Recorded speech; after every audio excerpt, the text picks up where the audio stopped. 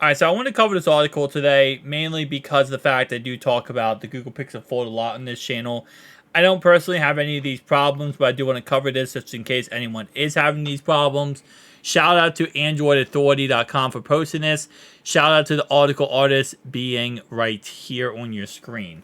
So I want to go ahead and just cover these because there have been some problems, and this article really summarizes a lot of them. So the inner screen problems. First thing they talk about is significant delay with the inner screen turning on. I will leave this link down below in the description, by the way, if you want to read it yourself. As it says right here, unfortunately, there is no workarounds of it right now. It's an Android 14 beta bug and a software issue that should be addressed soon. Keep in mind with Android 14 beta, everything will eventually be fixed. That's usually how betas work. There's going to be some issues, some problems. I know the outside display glitching is always a problem with these betas. It will be fixed eventually. Next thing we have here is the inner screen doesn't turn on at all. Forcing reset should help. This is actually something that I recommend doing in many different situations.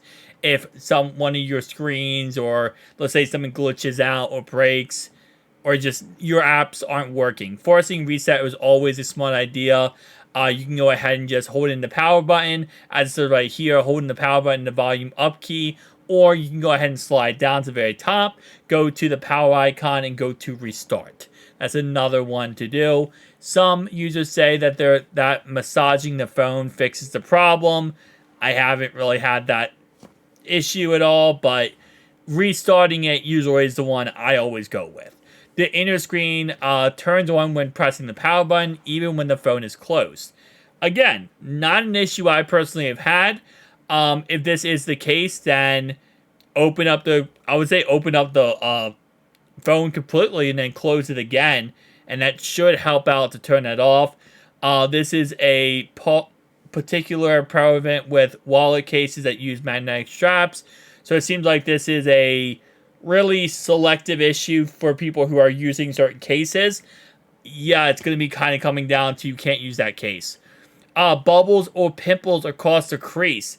This is more of internal damage, and this is more of an issue with your inner display.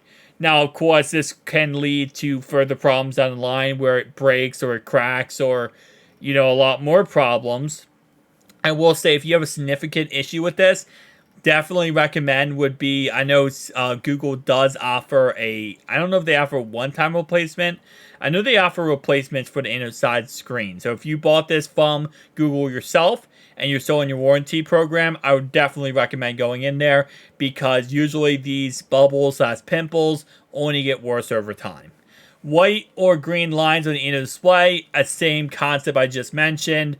This is usually when, as it says right here, that lingering debris get underneath the screen, underneath the display, and it breaks the display. That really is going to come down to trying to get a replacement with Google themselves. Outer screen lags or is unresponsive. A lot of this is going to be, again, the problem with the beta. But if it's not a problem with the beta, as it says right here, go to Settings, Display, Toggle on Screen Protector mode. Even if you don't use a screen protector. A temporary workaround would be resetting your phone, restarting your phone always. Hopefully that does work. If it does not work, then again, another thing I figured out a way to fix this is by actually going ahead and whatever launcher you're using, go back to the default launcher. I know it sucks to say that, but it definitely does fix a lot of problems. There are some launchers, especially with Android 14 beta, that simply do not want to work with it. So you're going to have to go back to the original launcher, especially with Android 14 beta. Music playback controls don't show in the lock screen. The problem seems to be linked to a phone's face unlock feature. Disabling face unlock should fix this problem. So again, go to device unlock, fingerprinted face unlock. In the face unlock section, tap delete face model, and that should fix your problem. Dual screens interpreter mode not working. First, keep in mind that's the only way to launch interpreter modes by using Google Assistant and not the Translate app. Use a command like Be My Language Interpreter or turn on the interpreter to feature to enable the feature. If you don't see the icon, ensure your phone is updated to the latest Android 14. And you can also try wiping the app cache of the Translate and Google Apps by going to Google Apps, see all apps, Translate, Source, and Cache, and tap on Clear Cache. That's going to be your best bet. It's kind of just restarting the whole app and trying to see if that does fix your problem. Connected, not charging error when wireless charging. This error seems to occur if your battery is close to running out. In cases, the only option is to plug it into a wall charger until it's above 15%. The phone's adaptive charging feature might be interfering with the wireless charging. Go to settings, battery, adaptive charging, and toggle it off. That could also be, again, like I said before, a problem with the 15% or less battery percentage. Android Auto problems. Transferring settings from old phones cause problems with Android Auto. Go to settings, apps, Android Auto, storage and cache, and clear both to reset the Android Auto. Obviously, bringing new, old settings over, different application, causing problems. Test the cable with other phones to ensure it wasn't torn or frayed. You need a new cable if a faulty cable is a problem. Also, I'm not sure 100% if this is the case, but there are different type of USB-C cables. I know that's weird to say, but there are different types. So you have different data speeds on different USB-C cables. For example, you have charging cables and you have cables that can transmit data. And the faster, the better cable, the more data you can transmit. I would also recommend using different cables and seeing that does actually fix your problem too. It might not be a fact that your one cable is broken. It might be it's not a good enough cable to transmit the data correctly. So that might also be a problem. Number 7, random reboots. Random reboots may occur as a problem during the setup process when you transfer apps and phone data. Best option if it's time consuming is to factory reset your phone and kind of go through the whole process again. A rogue app may be causing these problems. Boot the phone into safe mode and see if the problem persists. No problem. Install any recently installed or updated apps. And again, this goes across the board for launchers, goes across the board for apps. If you're ever having a problem and things are just kind of going wonky, you got to get rid of whatever you did recently, right? Backtrack a little bit. And that's how you kind of have to look at it. Backtrack of what you did recently that caused the problem and started the problem from happening. You downloaded something, even if you're like, well, it's just Instagram, it's nothing bad. Delete it. Is the problem still happening? No? Okay, then you can go on from there. You got to isolate the problem, figure out what the problem is, and then you get the solutions, right?